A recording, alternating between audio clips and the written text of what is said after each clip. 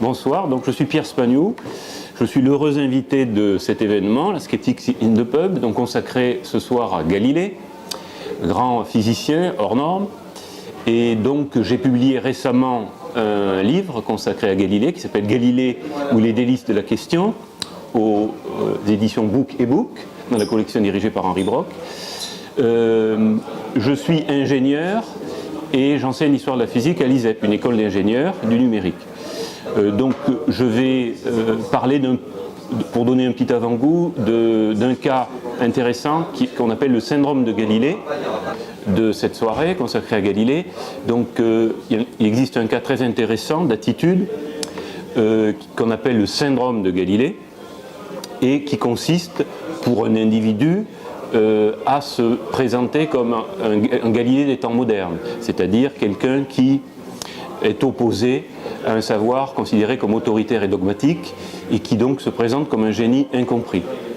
Donc on trouve ce type d'attitude dans deux grands cas différents, chez des pseudo-scientifiques qui présentent une théorie soi-disant révolutionnaire à la communauté scientifique, et également aussi chez des scientifiques qui exposent un point de vue minoritaire par rapport au consensus admis par la communauté scientifique.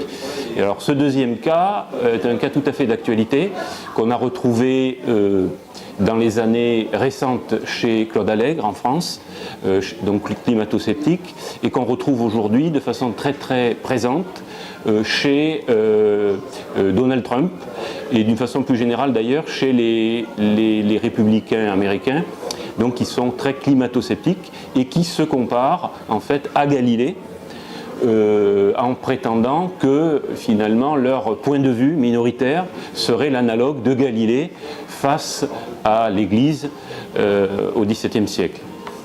Ce qui est intéressant, et c'est ce qu'on fera d'ailleurs ce soir, c'est d'expliquer en quoi ces points de vue sont hautement critiquables et pourquoi l'analogie avec Galilée ne s'applique pas.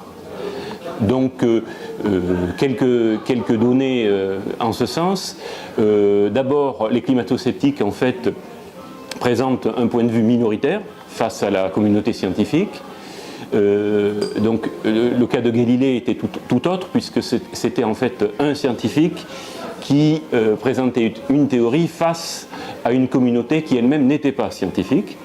Donc là on a déjà une grosse différence. Et l'autre différence essentielle dans le cas du climato-scepticisme, c'est que le point de vue minoritaire ne constitue pas un point de vue révolutionnaire, mais plutôt le point de vue ancien, selon lequel l'humain ne peut jamais avoir d'impact par ses activités sur le climat.